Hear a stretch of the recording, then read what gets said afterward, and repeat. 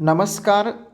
नमस्कार, शुभ संध्या। स्वागत है आप सभी का संस्कृत बाई सागर सर इस यूट्यूब चैनल पर। और जैसा कि मैंने आपको कहा था कि यूट्यूब पर अब यूपी टेट का टॉपिक वाइज सीरीज में आपको देने का काम करूंगा। तो इसमें से आज पहला टॉपिक जो कि प्रत्याहार पर आपके समक्ष प्रस्तुत कर रहा हूं, ठीक है।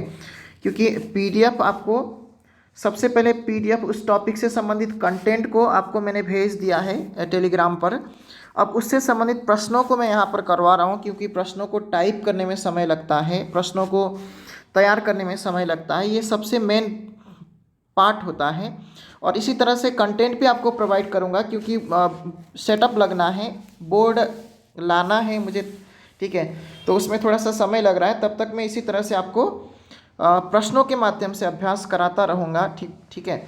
तो सबसे पहले फर्स्ट क्वेश्चन की तरफ बढ़ते हैं। आज का हमारा प्रत्याहार टॉपिक पर माहेश्वर शास्त्र कहा जाता है, यानी माहेश्वर शास्त्र हम किसे कहते हैं?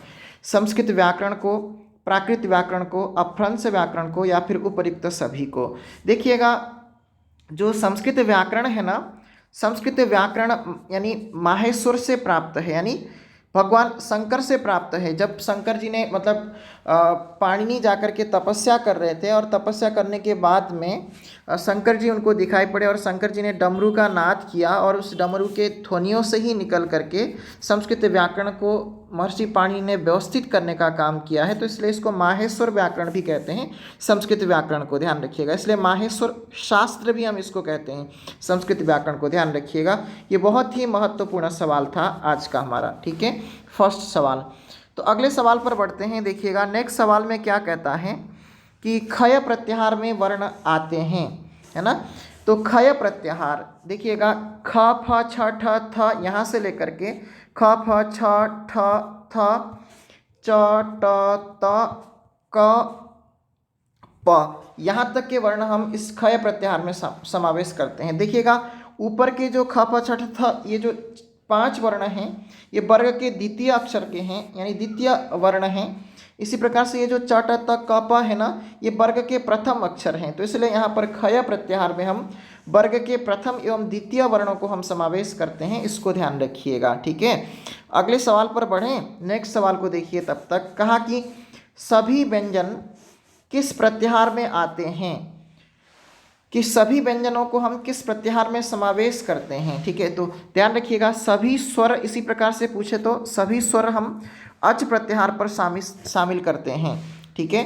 अच प्रत्याहार में सभी स्वर आते हैं, और हल प्रत्याहार में सभी व्यंजन आते हैं, ध्यान रखिएगा। तो इसलिए आपका आंसर क्या हो जाएगा यहाँ पर? बी। और अल प्रत्याहार में वर्णमाला के सभी वर्ण समावेश किए जाते हैं, ध्यान रखिएगा। संस्कृत वर्णमाला के सभी वर्ण किस प्रत्याहार में समावेश होते हैं? तो अल प्रत्याहार में, ध्यान रखिएगा। और अट प्रत्याहार में कुछ ही वर्णों को समावेश करते हैं, ठीक है, ध्यान रखिए। आगे बढ़ते हैं, इसका राइट आंसर बी हो जाएगा। फोर्थ क्वेश्चन की ओर बढ़ते हैं। फोर्थ क्वेश्चन को देखते हैं। तब तक हम लोग, कौन सा युग्म गलत है आपसे पूछ रहा है। स्वतंत्र स्वर का बोध अक प्रत्याहार से होता है, ठीक है। अक प्रत्याहार से स्वतंत्र स्वरों के साथ साथ में मूल स्वरों का भी बोध होता है, ध्यान रखिएगा। अगर आपसे पूछता है कि मूल स्वर कितने हैं, तो मूल स्वर 5 हैं, ठीक है। अक में कौन से वर्ण समावेश करते हैं? अ, ई, उ, री और री, ठीक है। तो ये 5 वर्ण क्या होते हैं? अक प्रत्याहार में समावेश किए जाते हैं। तो इसलिए इसको अक को स्वतंत्र स्वर भी कहेंगे और मूल स्वर भी हम इसको कहेंगे। और सभी स्वर अच प्रत्याहार में आता है, बिल्कुल सही है। और कहा कि संधि स्वर एच प्रत्याहार में आता है। संधि स्वर की बात करें तो देखिएगा, संधि स्वर का मतलब होता है ए, ओ, ऐ और औ, ठीक है। इन 4 स्वरों को हम क्या कहते हैं? संधि स्वर कहते हैं, क्योंकि ये जो ए बना है ना बेटा, अ और ई के योग से बना हुआ है, ठीक है ना। तो इसलिए यहाँ पर ए को हम क्या कहेंगे? संधि स्वर कहेंगे। इसी प्रकार से देखिएगा, ओ की बात करें तो जो ओ बना है अ और उ के योग से बना हुआ है। इसी प्रकार से अ और ए के योग से ऐ बना है। और देखिएगा, उ और औ के योग से, ठीक है, ओ के योग से यहाँ पर हमने औ बनाया है, तो ध्यान रखिएगा। और गुण संज्ञक स्वरों की बात करें तो देखिएगा, गुण संज्ञक की बात करें तो देखिएगा, गुण संज्ञक के अंतर्गत गुण संज्ञक वर्ण कौन से हैं? अ, ए और ओ। इन 3 वर्णों को हम क्या कहते हैं? गुण संज्ञक मानते हैं।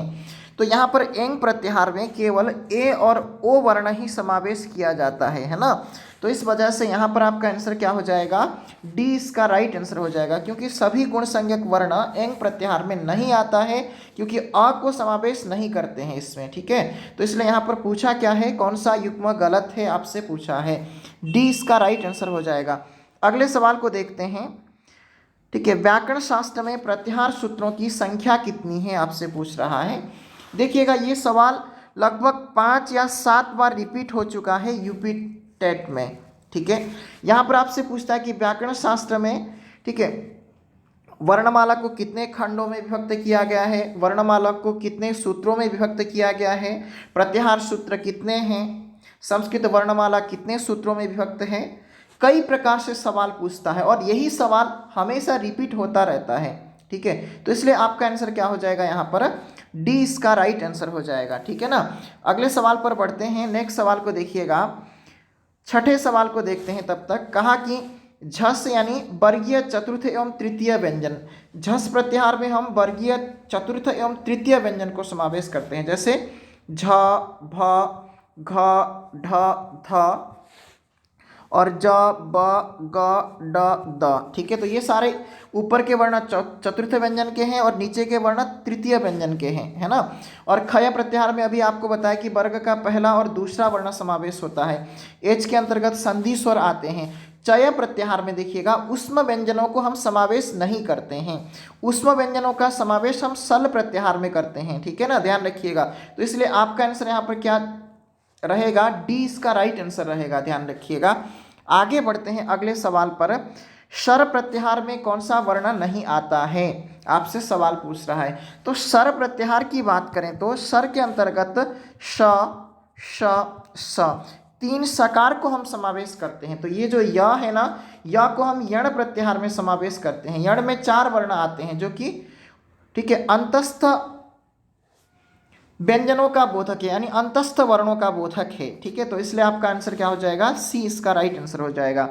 अगले सवाल पर बढ़ते हैं।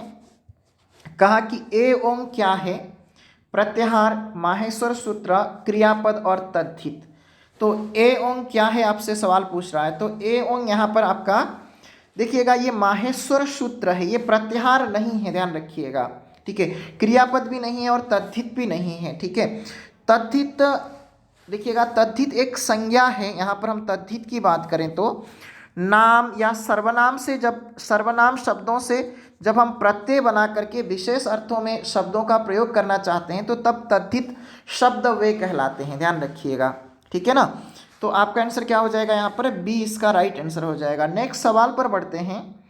प्रत्याहार शब्द का शाब्दिक अर्थ क्या है आपसे पूछ रहा है, यानी प्रत्याहार शब्द का अर्थ क्या है आपसे पूछ रहा है। संक्षेप, सत्य, सरल, प्रभावशाली। ठीक है, तो प्रत्याहार शब्द की बात करें तो प्रति उपसर्ग है और प्रति और आंग उपसर्ग पूर्वक ह्री, देखिएगा ह्री धातु से घय प्रत्यय करने पर प्रत्याहार शब्द बनता है। तो प्रत्याहार शब्द का मतलब होता है संक्षेप, वर्णों के संक्षेपीकरण की प्रक्रिया को ही हम क्या कहते हैं, प्रत्याहार कहते हैं। तो इसलिए आपका आंसर क्या हो जाएगा, ए इसका राइट आंसर हो जाएगा। और प्रत्याहार कितने हैं, तो 42 प्रत्याहार है बेटा, ध्यान दीजिएगा। ठीक है, और संस्कृत वर्णमाला में कितने वर्ण हैं, तो देखिएगा 33 तो व्यंजन है ना, और 9 कितने हैं, स्वर हैं। तो ये भी 42 ही वर्ण हैं संस्कृत वर्णमाला में भी, ध्यान रखिएगा। आगे बढ़ते हैं, तो ये भी आपको समझ में आ गया है। नेक्स्ट सवाल को देखिएगा, क्या कह रहा है कि प्रत्याहार के विषय में अनुचित कथन कौन सा है आपसे पूछ रहा है। तो महर्षि पाणिनि ने 42 प्रत्याहारों का व्यवहार किया है, बिल्कुल सही बात है। प्रत्याहार में कुल वर्णों की संख्या 42 है, अभी आपको बताया। माहेश्वर सूत्र के अंत में सूत्रांत वर्ण प्रत्याहार में शामिल नहीं होते हैं, बिल्कुल सही बात है। और सबसे बड़ा प्रत्याहार हल है, ये गलत बात है, जबकि सबसे बड़ा प्रत्याहार क्या है, अल प्रत्याहार है, ध्यान रखिएगा। तो इसलिए आपका आंसर क्या हो जाएगा, यहाँ पर डी इसका राइट आंसर हो जाएगा, क्योंकि यह कथन क्या है, अनुचित है। ठीक है ना, तो कौन सा कथन अनुचित है, तो यहाँ पर डी, यहाँ पर क्या है, अनुचित है। तो इसलिए आपका आंसर यहाँ पर क्या हो जाएगा, डी। ठीक है, तो अब आप लोगों से एक ही रिक्वेस्ट है, यहाँ पर आंसर दिया गया है और देखिएगा PDF अगर आप लोगों को चाहिए तो संस्कृत बाई सागर सर इस नाम से मेरा टेलीग्राम है, इस पर आप लोग ज्वाइन कीजिएगा। और इसी तरह से अगर आप लोग रोज़ क्लास में जुड़ना चाहते हैं, ठीक है, तो यहाँ पर आप लोगों को करना क्या होगा, संस्कृत बाई सागर सर इस नाम से ही यूट्यूब चैनल भी है, ठीक है, इसको आप लोग सब्सक्राइब कर दीजिएगा और साथ साथ में टेलीग्राम पे ज्वाइन कीजिएगा। और जहाँ पे भी जब भी मेरी क्लासेस होंगी तो वहाँ पर आप लोगों से मुलाकात होती रहेगी। और क्लास कैसी लगी एक बार कमेंट करके ज़रूर बताइएगा। इसी तरह से रोज़ कुछ ना कुछ मैं आपको डालता रहूँगा और लाइव क्लासेस भी चलेंगी। अभी कुछ दिन लगेंगे क्योंकि सब्सक्राइबर जब तक नहीं बढ़ेगा तब तक थोड़ा सा इसमें इश्यू होता है, ठीक है ना। तो इसलिए आप लोग थोड़ा क्लास को शेयर करके कम से कम 1K तक पहुँचा दीजिएगा, फिर हम लाइव क्लास की योजना करते हैं, ठीक है, लाइव क्लासेस आपको प्रोवाइड किया करेंगे, ठीक है। तो आज के लिए इतना ही, धन्यवाद। फिर अभी सीटेट की एक वीडियो आएगी, ठीक है, सीटेट के लिए भी एक वीडियो डालूंगा। धन्यवाद आप सभी का, बहुत अच्छे से आप लोग को सपोर्ट कर रहे हैं, ठीक है, और बहुत ज़्यादा प्यार दर्शा रहे हैं, इसके लिए हमेशा हमेशा के लिए आभारी रहूँगा। इसी प्रकार से समर्पित भाव से हमेशा लगा भी रहूँगा, ठीक है। धन्यवाद आप सबका।